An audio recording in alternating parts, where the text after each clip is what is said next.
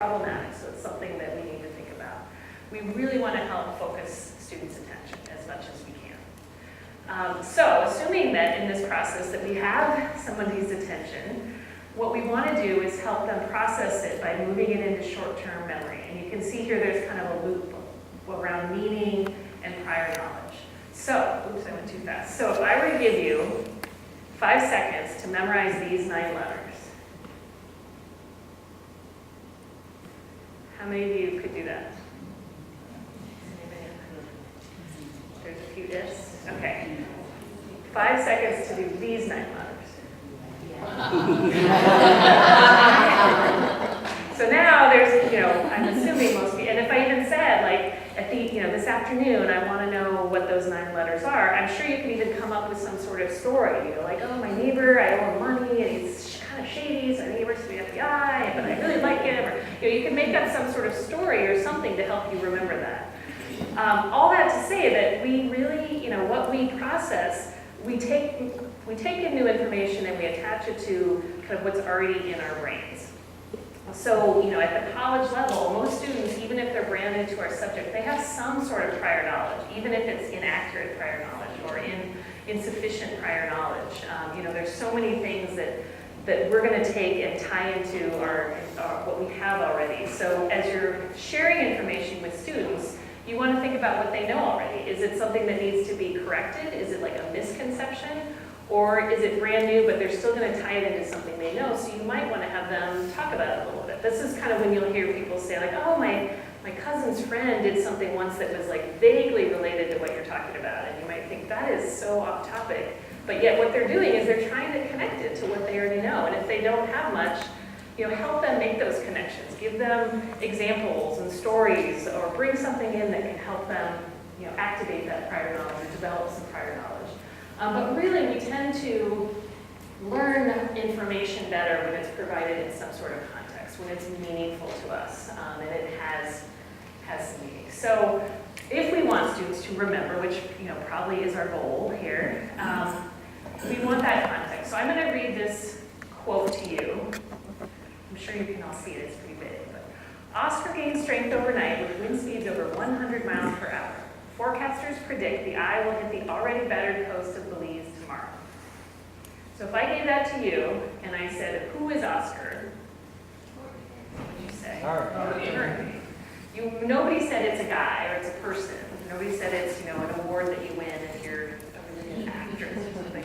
You all knew, but we never said anything in there. But there's a lot of context. There's so much in there that helps you make meaning out of that you've developed over time. So you're activating your prior knowledge about all of these things. You know that the eye is not, a physical eye. Your brain already kind of has been able to make sense of that. But if you were, think about explaining this to a small child who has not had any concept in this. There's so many things in these 2 sentences that wouldn't really make a lot of sense. I've even come to find out that, if you're from Japan, for example, where typhoons are numbered and not given names, this is a really weird concept, so you'd have to explain those kinds of things. So think about your own disciplines. We have so much terminology and so much jargon in our own disciplines that are useful and make sense to us as we become experts. But when we're sharing with students, especially if they don't have a prior knowledge, you might think about, like, what are the kinds of things that I would need to explain? So to even explain this to somebody who had no concept, there's so much in here that you really have to talk about. Like even knowing the location of it. If you didn't know where Belize was, if you don't kind of understand what that means by a battered coast, there's so much there. So a lot of folks in the world of cognitive psychology have kind of talked about ideas of cognitive load and how much we can really process. And there's a study from the 1950s that has still been quoted and talked about today. It's this kind of magical number 7 plus or minus 2. And the concept is really that we can generally take in somewhere between like 5 and 9 kind of new pieces of information before we just literally cannot remember anything more. Certainly if we make meaning of it, if we have context, then we're learning it in a different way. But if it's just complete new information, we literally, we can't give somebody 17 brand new concepts without any context and then expect them to remember it. We all have a limit there.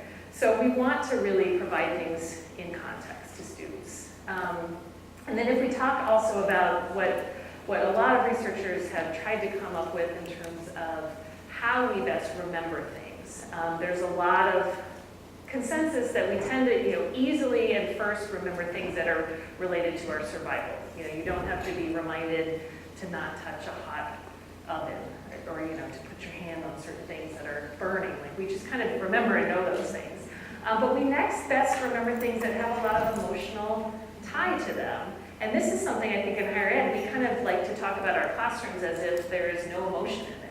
We teach and the students learn, and their lives outside of the classroom, that's not my problem, what I've got going on, all the stuff going on in the world and society. There's so much emotion out there, and we like to think that our classes are kind of devoid of it, but they're not. And so you might think about, for especially certain times where there's a lot of emotion, what is blocking students from learning? What ways could I kind of help open that door?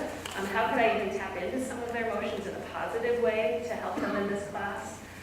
Because those are the things we learn easily. After that, it's really what makes sense and what has meaning to us. So there is a quote out there, and I've never figured out who it's attributed to, but they say that memorization is what we resort to when what we are learning makes no sense. So if we don't understand it, then we just, whatever, I'm just going to memorize it and move on. So that's kind of what we, there are, for some of our disciplines, there are things we have to memorize. I don't want to discount that. Certain courses, certain disciplines, certainly that is what we have to do. But for a lot of us, I know for my classes that I teach, there's really nothing that they are going to have to memorize on the spot. What I'd rather have them do is deeply remember it. So it's really more about context. So some lessons here, don't overload the system. Class, we have 5 minutes left in class. Let me just really quickly get through these 10 things that I want you to really remember, because it's not going to happen. Help them with memory if they need it, and remember to assume that just because we say something, we all interpret it differently, we all have emotional things going on. Just because I said it in class doesn't necessarily mean that they learned it in a certain way. So, I'm now going to give you 1 more minute to write down one thing that you can think of, at least one. You're certainly welcome to think of more, to help your students meaningfully engage in a presentation. So what's one idea that is percolated for you? And jot that down for yourself.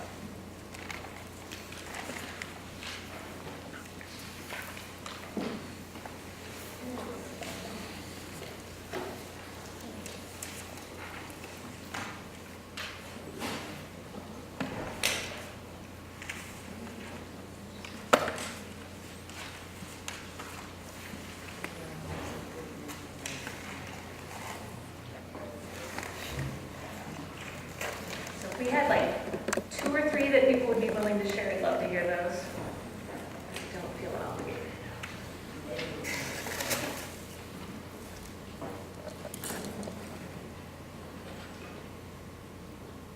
Volunteers. When we're presenting a concept, I try to find an activity that goes with it, whether it's a quick test, a good game, to figure out in a fun way, and competitive with this, the whole class involved. In your phone, so we do that for other ways.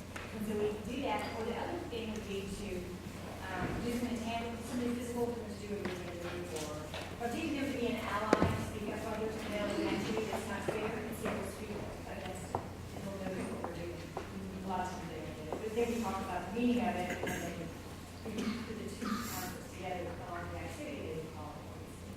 So you're having them really actively work with that information, process it personally.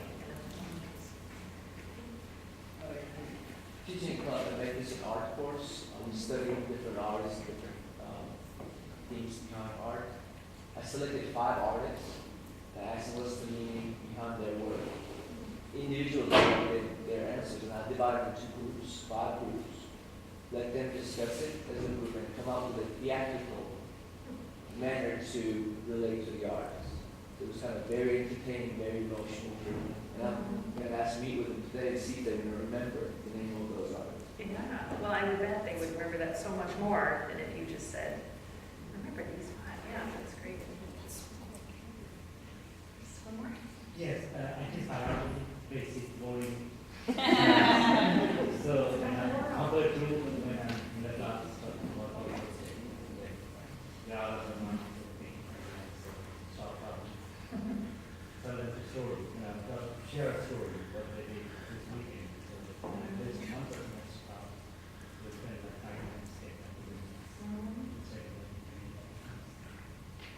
And I wonder if there's even connections to, if there's ways to connect Yeah, the yeah, story I mean, to some concept. This morning I was talking about biology, technical term, and I was connected with, ancestry.com, GNU. So that's how they connect. Yeah. Informal discussion. Great, thank you. And one of my, woman I love at DU, who teaches biology, one of my favorite responses to that, the Big Rocks, what she does is she just wants students to be able to go home at Thanksgiving and explain some sort of biological concept to her family. Like that's her big goal.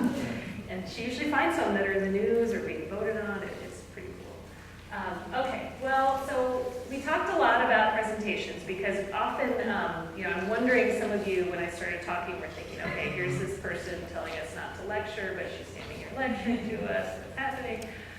So again, we're not saying that lectures are ineffective, we're saying presentations, short, usually